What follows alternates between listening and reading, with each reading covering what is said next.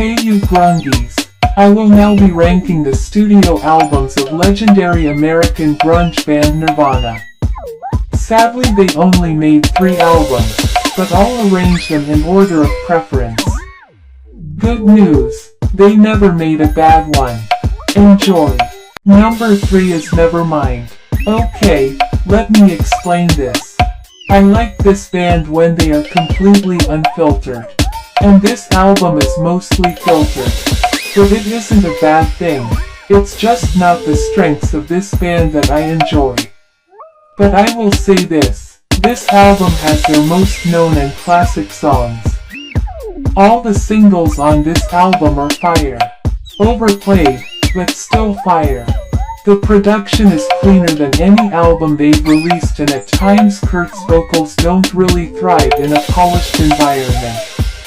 Some of the lyrics at times can be a bit nonsensical and really aren't his strongest. Kurt admitted multiple times that some of the songs on this are rip-offs of Pixies songs. It does seem like this album was an attempt to rip off Doolittle, and if you match up the two, Doolittle easily overshadows it. But, for what it is, this is still a good album and a classic. The track I'd recommend is Lithium.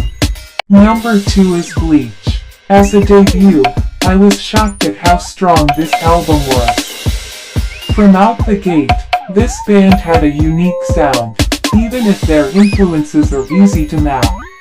Very Melvin sonically, it sees them in a very metal world, with proto-sludge metal vibes mixed with punky noise rock and even at times, a little bit of thrash.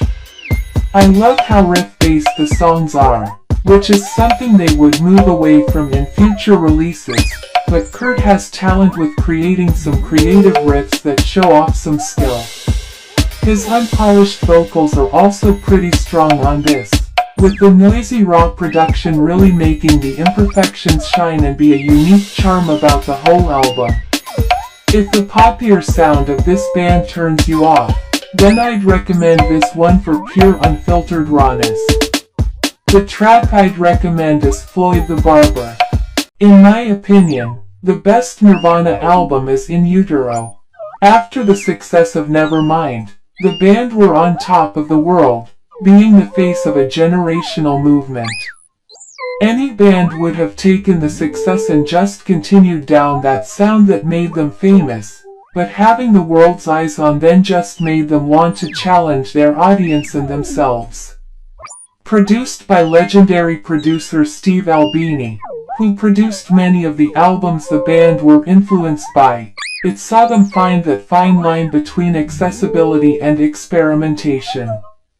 The formula of songwriting is there for most of the tracks, but there are more raw and experimental moments splattered throughout. The lyrics are still obscure but are more creative with some nice cryptic imagery.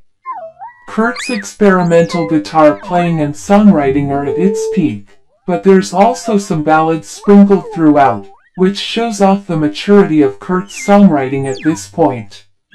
Sadly this was the band's swan song, but it was a great way to go out, and it's sad to see because the band were going in an interesting direction, and I think there was more on offer here. But as Kurt stated in his suicide note, it's better to burn out than fade away. The track I'd recommend is Milk It. Thanks for watching. Recommend me another classic band to do this with. Or else I'll ask Axl Rose to be your godfather. Rest in peace Kurt Cobain. You weren't with us long but you made a pretty big impact.